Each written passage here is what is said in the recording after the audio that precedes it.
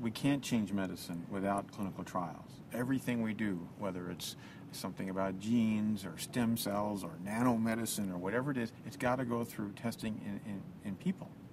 And so clinical trials are vital, and that's why we have to encourage participation throughout our society, and we need more people.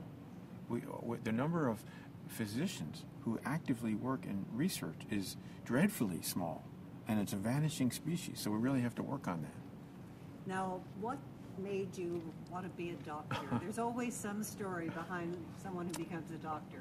Yeah, for me it was actually sad stuff when I was growing up, and I lived in a family, both my mother and my father's side. There were a lot of early deaths, and I went to a lot of funerals, and I started to be in touch with, well, this toll of diseases for young people, I mean, they were in their 50s and 60s, was profound. So it really brought, I was the first doctor ever in my family, and still the only one. So, but it had a big motivating, kind of inspirational effect. Could I do something and make a difference over the years ahead? Why cardiology? That was something that was entirely serendipity at play.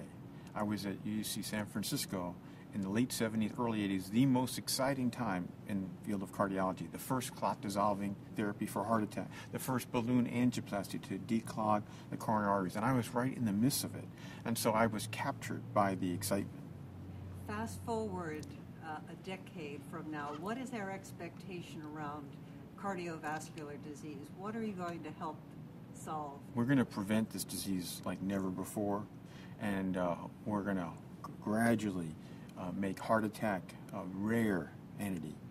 We're going to make big changes in things like arrhythmias, like atrial fibrillation.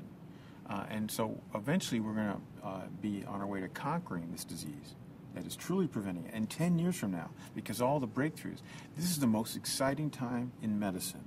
And it's such in contrast to the bleak picture of our economy.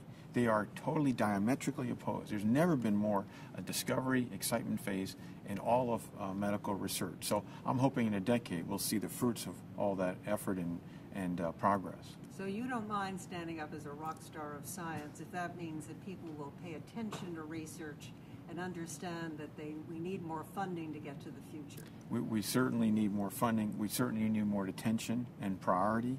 And the hope is that with programs like this, we'll be able to capture people's imagination of what, if we were to put more into research, get more people involved, get the public truly involved, we could take, fast forward the inevitable, remarkable progress that's going to go from here.